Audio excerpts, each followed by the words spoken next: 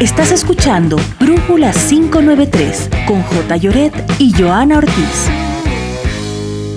Muy buenos días, amigos y amigas. Qué gusto poder compartir un día más, un jueves más, Brújula 593. Saludos cordiales, un abrazo también fraterno a quienes están pendientes de nuestro programa. Con respecto al paso de la fase de cuarentena o aislamiento social al distanciamiento físico, justamente hoy estaremos hablando de eso con el doctor Víctor Álvarez, que es presidente del Colegio de Médicos de Pichincha, graduado en la Facultad de Ciencias Médicas de la Universidad Central aquí en Quito, médico especialista de coloproctología del Hospital Eugenio Espejo, también de esta ciudad. También ha sido presidente de la Asociación de Médicos del Hospital Eugenio Espejo entre el 2011 y el 2019, en 2 periodos. Y ex vicepresidente de la Federación Médica Ecuatoriana entre 2014 y 2016. Doctor, bienvenido. Muchas gracias por estar en Brújula 593. Muy buenos días. Agradezco la invitación. Un saludo por parte del Colegio Médico a toda su audiencia. Y bueno, estamos en este momento muy crítico que atraviesa el país con un mensaje de esperanza, un mensaje de fe y sobre todo un mensaje de unidad y solidaridad entre todos los ecuatorianos. Gracias, doctor. Bienvenidos. Desde la misma Organización Mundial de la Salud, a inicios de este año ya se alertaba, el 5 de enero, dan una primera alerta por parte de la OMS con respecto al avance, al crecimiento de este virus, y después se empiezan a generar una serie de recomendaciones, una serie de protocolos que fueron llegando a los diferentes estados miembros de la Organización Mundial de la Salud. Tenemos una primera duda. ¿Cómo cree usted que se abordó a nivel nacional, a nivel de país, con respecto a las alertas que ya se daban de la Organización Mundial de la Salud? Nosotros tenemos que tomar en cuenta que ya el sistema sanitario, antes de la presencia de la epidemia en primer inicio, luego la pandemia del coronavirus, estaba debilitado a nivel nacional. El hecho de la disminución del presupuesto en la salud, en el último año la desvinculación de trabajadores, tanto técnicos como administrativos, por parte del Ministerio de Salud Pública, hicieron que el sistema sanitario se encuentre debilitado, más no el sistema de profesionales de la salud. Los profesionales de la salud estábamos preparados, pues teníamos experiencia en haber manejado ya la epidemia de la gripe H1N1. También tuvimos un mal manejo, tuvimos el tiempo suficiente. A partir de enero tuvimos ya una alerta con la presencia del paciente de nacionalidad china en el Hospital Eugenio Espejo, que al final no dio negativo, pero ya se encendieron las alertas. Lastimosamente la gestión de la doctora Andra Muño, la exministra, no tuvo la calidad adecuada, el trámite administrativo para tener acciones claras, planes de contingencia para que el país pueda entrar con una preparación en el plano público. No tuvimos compra de equipos de protección, el mismo hecho de tramitar los recursos para la posible epidemia que se nos venía, para el problema que se venía, no se los realizó. La señora ministra nos mintió en una cadena nacional, dijo que se tenía todos los recursos, a las 24 horas renunció, indicando de que en caja del ministerio no había ningún recurso. Luego tenemos la presencia del ministro Ceballos. Nosotros esperamos que el ministro Ceballos tenga la capacidad para mejorar el sistema público. Ese es el deseo y la esperanza que tenemos nosotros. Obviamente el apoyo lo va a tener y también vamos a ser críticos en el sentido de cuando nosotros consideremos que las acciones van en contra de la salud de los ecuatorianos y de los derechos de los trabajadores. En este momento lo que tenemos que hacer es un trabajo de contención. Tenemos que fortalecer el sistema de salud, evitar que el sistema colapse. ¿Y cómo lo hacemos eso? Con una ayuda con la solidaridad de la ciudadanía, con un empoderamiento, con una conciencia de la ciudadanía para mitigar la transmisión y dar la posibilidad de que el sistema de salud no colapse. Tenemos el ejemplo de Chile, de Francia, el ejemplo de España, el ejemplo de Italia, de Estados Unidos, donde los sistemas sanitarios han colapsado en algunas ciudades. Aquí no queremos que nos suceda lo que pasó en Guayaquil y tenemos que estar muy conscientes en ese sentido para fortalecer tanto por el eje estatal y también con la colaboración y la solidaridad de los ecuatorianos para que nuestro sistema sanitario en la provincia de Pichincha no colapse. Doctor, quizás ahí cabe alguna inquietud con respecto a su primer comentario. Efectivamente, creo que hubo un debilitamiento del sistema de salud, sobre todo en estos últimos años, con respecto al despido de médicos, con respecto a la infraestructura que todavía estaba pendiente de construir, de fortalecer. Y sin embargo, yo creo que ahí hay que destacar la presencia de los profesionales médicos, sobre todo la actuación oportuna a nivel médico, efectivamente, pero ¿qué pasó? ¿Qué faltó en Guayaquil, por ejemplo? ¿Y qué es lo que puede pasar en el ámbito de Pichincha, por ejemplo? Bueno, hay que analizar la situación de Guayaquil, el cómo pasó, qué sucedió. En Guayaquil hubo un crecimiento con una curva prácticamente vertical, un crecimiento exponencial. La cifra de pacientes contaminados que requerían atención del sistema público por tener como sintomatología leve, moderada o incluso muy crítica, desbordó la oferta que tenía el sistema sanitario. Eso lo puede pasar a cualquier ciudad del mundo. Eso es porque no se hizo la medida de mitigación. Lo puedo decir de una manera muy, muy franca.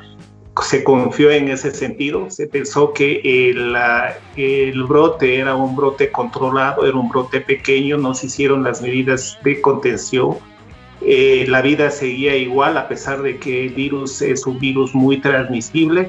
Y los efectos lo tenemos ahí. Hubo un crecimiento exponencial, lo que hace que el sistema de salud colapse. Eso no es una excepción Guayaquil en el mundo, es parte de lo que se está presentando. Eso se presentó en China en los primeros momentos, en Wuhan, se presentó en Italia, se presentó en Madrid, y ese es el problema.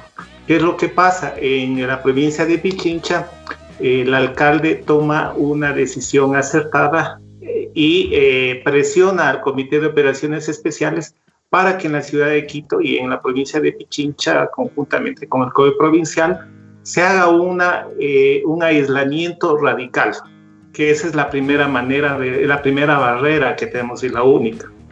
Entonces, esto hizo que el sistema sanitario a nivel de la provincia de Pichincha no tenga el flujo de pacientes que desborde su capacidad de respuesta, y lo estamos trabajando. También en las unidades hospitalarias aquí en la ciudad de Quito se hizo planes de contingencia y se comprendió también cómo es la modalidad del comportamiento del coronavirus. El comportamiento del coronavirus, la mayor parte de estudios llegan que incluso al 80% de los pacientes se encuentran asintomáticos o tienen sintomatología leve. De estos, el resto, el 20%, pueden tener una sintomatología moderada que requieran hospitalización, y un pequeño porcentaje presentan un pronóstico reservado, ingresan a cuidados intensivos, y ahí es cuando aumenta la mortalidad. Se está trabajando en eso. En Quito la respuesta todavía es la adecuada. Obviamente van subiendo el número de pacientes, se está tratando de soportar esto. Hay un problema fuera del campo médico, un problema administrativo. Tenemos algunos pacientes hospitalizados en unidades de Quito de segundo y tercer nivel que se encuentran allá asintomáticos, han cursado su proceso de enfermedad, han sobrevivido, pero no se les puede dar el alta porque la demora de la respuesta del resultado de los 2 hisopados para que sean negativos y tengan el alta epidemiológica. Es decir, tenemos un poco de pacientes que se encuentran en una cama hospitalaria sin tener sintomatología y sin poder darles el alta por la demora en la respuesta de PCR de control. Entonces, esa es la situación. Nosotros creemos que si se maneja de una buena manera el proceso, si es que existe una planificación para salir de la fase de aislamiento a la fase de distanciamiento, el riesgo de una nueva oleada, de una reinfección, de un brote, de un segundo brote, va a ser mínimo, y si es que lo hace, va a ser controlado y el sistema sanitario no va a colapsar. Doctor, si bien es importante mantener el distanciamiento físico cuando salimos a abastecernos de productos, de alimentos, de medicinas, esto lo hacemos tal vez una vez por semana, habrá gente que lo hace cada 15 días o habrá, en el caso de adultos mayores, que no salen definitivamente porque es muy riesgoso. ¿Cuál es el requisito fundamental que se debe establecer en los COEs cantonales, por ejemplo, para poder pasar ya a otro color de semáforo? O sea, para pasar del semáforo rojo al semáforo amarillo y ya dar por iniciado tal vez este distanciamiento físico que plantean las autoridades. Bueno, hay unos requisitos básicos que habla la Organización Mundial de la Salud. El primero, tener una contención, un manejo adecuado del problema de la transmisión, es decir, tener una contención del virus adecuado. No podemos salir de un semáforo rojo a un semáforo amarillo si tenemos una curva exponencial, sino curva que no llega a la meseta, sino más vale una curva que tiende a ser vertical. En el segundo, tenemos que tener la certeza de que el sistema sanitario puede tener una respuesta adecuada en caso de que exista un brote, o que el sistema sanitario esté preparado para un supuesto rebrote. El tercero, obviamente tenemos que tener la certeza con pruebas de diagnóstico, con pruebas de PCR, que son las más efectivas, o incluso se puede también utilizar como una ayuda las pruebas rápidas por la situación de precio, pero eso siempre tiene que ser confirmada por el PCR, una prueba. Tenemos que tener una realización de pruebas para tener una certeza de cuántos y qué cantidad, cuántos pacientes están infectados, porque el riesgo, como le digo, no son los pacientes que se encuentran hospitalizados. Ellos se encuentran hospitalizados, recluidos en una cama, en un cuarto especial, con aislamiento, y el riesgo de transmisión lo tenemos nosotros, los trabajadores y profesionales sanitarios. El riesgo es aquel 80% que hablábamos, que pueden ser asintomáticos o tienen sintomatología leve, que por no tener síntomas, obviamente no va a hacerse un examen, o tampoco el sistema sanitario le ofrece la oportunidad de hacer un examen. Entonces, estas personas circulan de manera normal. No es una situación voluntaria, es involuntaria. No sabemos si tienen síntomas, la persona se siente bien y obviamente circula. El problema es que no cumple las medidas de distanciamiento, no utiliza la mascarilla, y ahí es el riesgo del contagio. Otro de los elementos que se tiene que tener es normas claras y concretas de planes de operación en centros centros comunitarios, ancianatos, escuelas, hospitales, guarderías. Tienen que tener un plan de contingencia, un plan de seguridad donde se explique y se concientice a las medidas de acción que deben tener para evitar la propagación en ese sitio. La otra es el control de la transmisión de los casos importados. Antes hablábamos de casos importados, aquellos que venían de Corea, de España, de China, de Estados Unidos. Hoy es diferente, hoy estamos haciendo una territorialización del país con la delegación a los GATS. Cada uno de los cantones son territorios, digamos, no independientes, sino territorios epidemiológicamente distintos. Entonces, evitar el flujo o la transmisión del virus por ejemplo, del cantón Pichincha al cantón Tabacundo, porque el cantón Quito tiene 1.200 infectados, Tabacundo, Cayambe tienen 3 o 4, y nosotros hacemos semáforo amarillo en Cayambe, y el flujo de trabajadores que van a laborar en Cayambe, el 80% son habitantes quiteños. Entonces tenemos que tener un cierto cuidado en ese sentido. Y el último, más que importante, un proceso de educación, de concientización, lo que se llama el empoderamiento de la población para este tipo de medidas de contención. Eso es lo más importante porque tenemos que aprender a vivir con el coronavirus. El coronavirus no va a desaparecer, ni así estemos en semáforo verde, ni así estemos a alta velocidad en una autopista, no va a desaparecer. Nosotros tenemos que convivir con el virus, una solidaridad social, porque a largo plazo tenemos el riesgo de tener una segunda, tercera, cuarta oleada hasta que no se presente el proceso, no se invente y no se masifique las vacunas o un tratamiento retroviral y lleguemos a lo que tanto hablan los expertos, que se llama la inmunidad de rebaño. Eso es un proceso que tiene que ser controlado, porque si la inmunidad de rebaño se lo hace a corto plazo, ¿sí? Los riesgos colaterales y la mortalidad es alta. Entonces tenemos que hacer un proceso y aprender a vivir en ese sentido.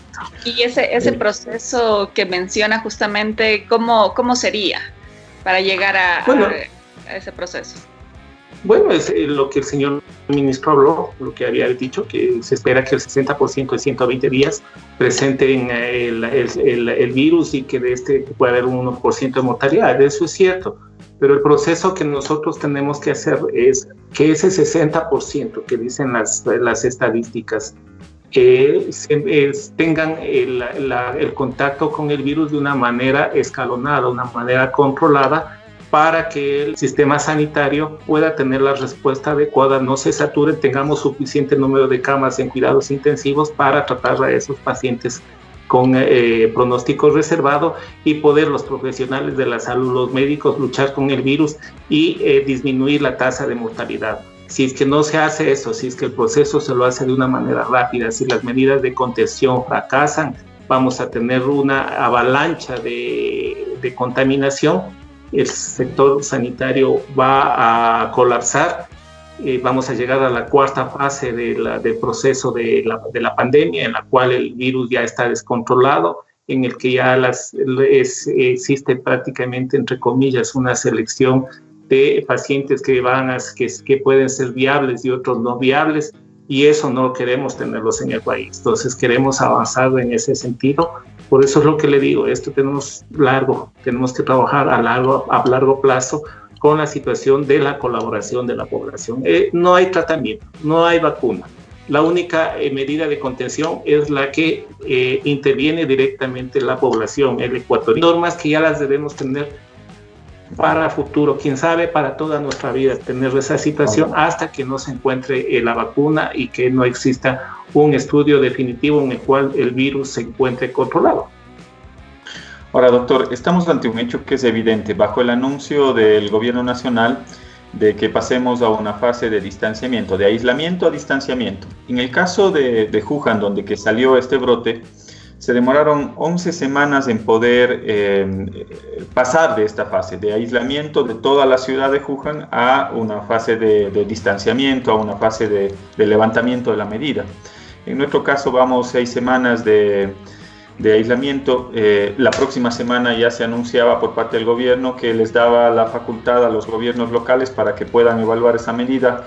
¿Estamos preparados para esa medida? ¿Cree que es oportuno? ¿Tenemos la evidencia científica suficiente? ¿El número de pruebas? Las estadísticas nos han reflejado que no necesariamente están reflejados todos los casos en las estadísticas. Hay una serie de falencias en torno al manejo de la información. Con respecto al número de pruebas, quizás no es lo más cercano a lo que recomienda la Organización Mundial de la Salud. Ellos recomiendan que puedan utilizarse un mayor número de pruebas. Con esos antecedentes, ¿estamos listos en el Ecuador para la próxima semana ir a una fase de distanciamiento?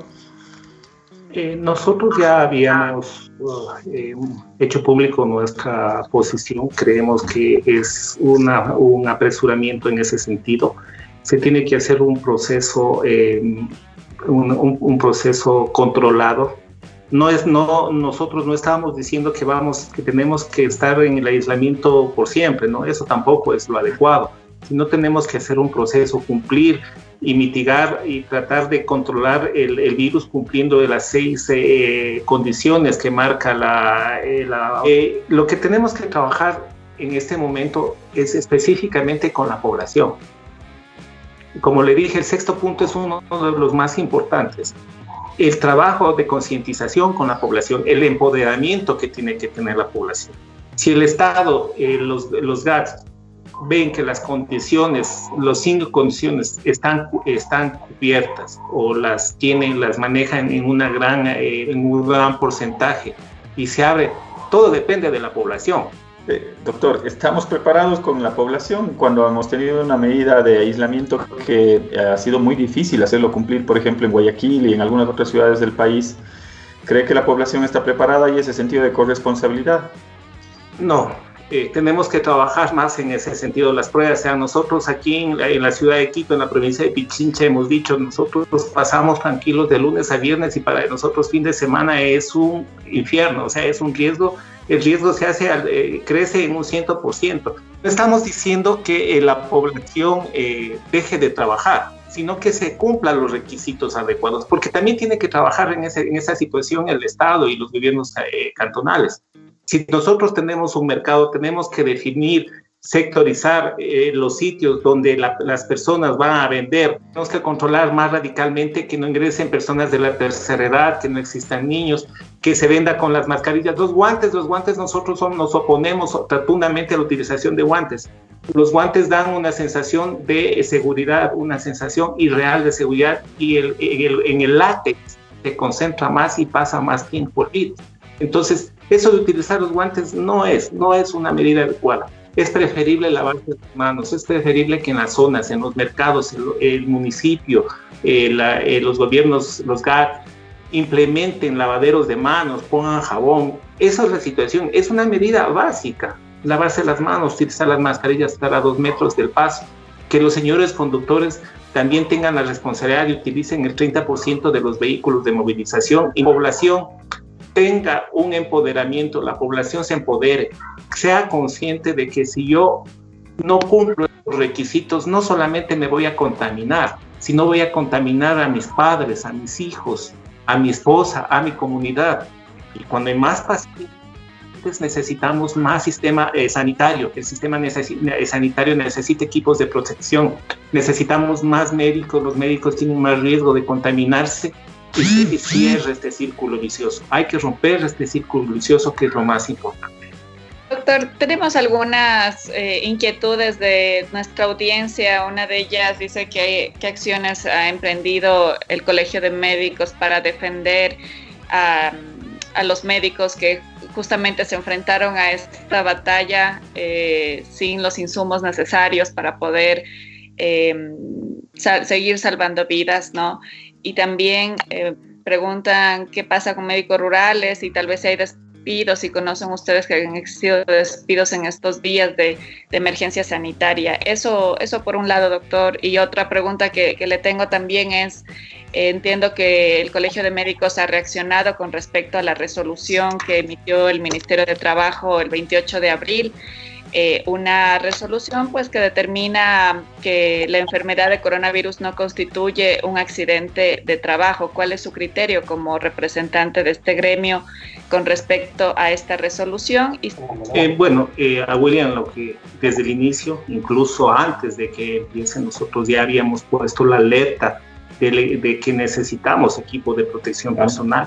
Estamos haciendo recorridos por todos los hospitales, se detectó y lo pusimos en esta semana, equipos de protección de mala calidad en uno de nuestros hospitales. Hicimos el contacto y hubo una comisión del Ministerio de Salud Pública, se detectaron irregularidades en ese hospital y se están trabajando en ese sentido. Nuestra acción ha sido siempre y todos los días hemos hecho una campaña mediática en la que solicitamos 2 situaciones: la lucha del el equipo de protección y el empoderamiento de la población. Y hemos sido empáticos. Hay una frase que nosotros nos hemos empoderado y hemos dicho: nosotros no somos ni queremos ser héroes. Nosotros somos seres humanos, somos hombres y mujeres que trabajamos en la primera línea por nuestro compromiso a la sociedad, por nuestra ética, por nuestra vocación. Pero tenemos padres, tenemos hijos, tenemos familias, tenemos una comunidad y necesitamos trabajar con equipos de protección adecuada. Esa es nuestra campaña y la seguiremos haciendo. ¿Por qué? Porque esa es la única manera de defender. Además del equipo de protección, estamos insistiendo al Ministerio de Salud Pública que tiene que haber una inducción sobre el uso adecuado, no solamente en ciertas zonas de los hospitales, sino el uso adecuado de cómo vestirse y cómo retirarse el equipo de protección, porque eso es un problema. Y que el ministerio tiene que, en sus unidades, las famosas unidades de control de calidad, de garantía de la calidad, tiene que garantizar también que esa inducción sea adecuada y que no existan errores. ¿Para qué? Para si existen debilidades, obviamente hacer un reentrenamiento. La segunda, la situación en la que nosotros estamos opuestos, y lo hicimos con un comunicado el día de ayer, respaldándonos en artículos de la Constitución, de la Ley Orgánica del Servicio Público, de los derechos, de la Declaración de los Derechos Humanos, de convenios firmados con la OIT. Nosotros, los profesionales de la salud y trabajadores sanitarios, específicamente, estamos en contacto con riesgos biológicos, y esos son reconocidos por organizaciones internacionales. El virus del COVID es un riesgo, es un riesgo biológico. Tiene una transmisión elevadísima y usted no puede descartar que exista una enfermedad o un accidente laboral en alguna institución del Estado. Eso ni aquí ni en el mundo. No existe una zona, a pesar de que existen hospitales aquí que quieren en Quito, que quieren demostrar, entre comillas, que tienen cero pacientes, cero personal contaminado. Esa es una utopía, eso es una irrealidad. Lo que están haciendo es forzando a nuestros compañeros para que no denuncien, les están haciendo trabajar con sintomatología, les están queriendo evitar el proceso epidemiológico, que se agiliten, entre comillas, las pruebas, que haya menos tiempo para que vayan a trabajar, porque dicen, no tenemos personal. Usted está asintomático, venga a trabajar. Y eso es un riesgo y una situación peligrosísima, porque están arriesgando a los compañeros del hospital y a la población. No necesitamos que nuestros médicos sean arriesgados. En este momento tenemos el 4.08 de médicos infectados a nivel nacional. Del 100%, 4 médicos ya están infectados. 4, imagínense lo que es eso. Si no hay esta garantía, entonces, ¿qué es lo que va a pasar? Y con el adendum que sacó el ministerio también estamos en contra, porque nosotros tenemos que demostrar. O sea, un compañero fallece por un accidente laboral, por una situación, se contamina. ¿Cómo va a demostrar él? Con la capacidad que tenemos el PCR, imagínese que demora 15 días y no sé, y si es que tiene el compañero cayó de una manera sin un antecedente de un PCR positivo, no le hacen la autopsia tampoco. Va a quedar dentro de ese famoso grupo de muertos probables, y un muerto probable legalmente el Ministerio de Trabajo no va a reconocer en ese sentido, porque va a decir, deme la evidencia científica. Entonces rechazamos tanto la primera resolución como el adendum. Nuestra posición es firme en ese sentido. Tiene que ser derogado y tiene que haber un nuevo acuerdo ministerial que se ponga de una manera clara que se tienen que respetar los riesgos biológicos a los cuales estamos expuestos los profesionales de la salud.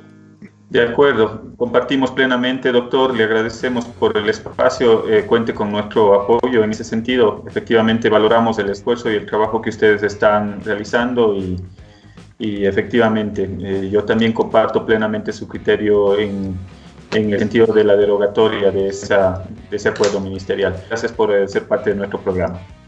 Sí, muchas gracias. Nuevamente el mismo mensaje del inicio, el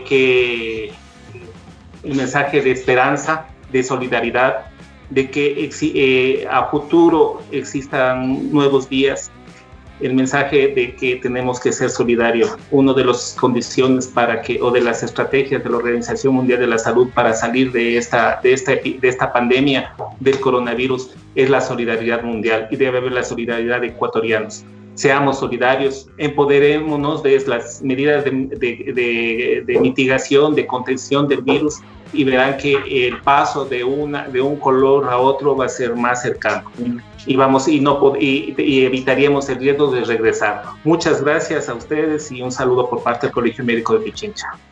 Estás escuchando Brújula 593 con J. Lloret y Joana Ortiz.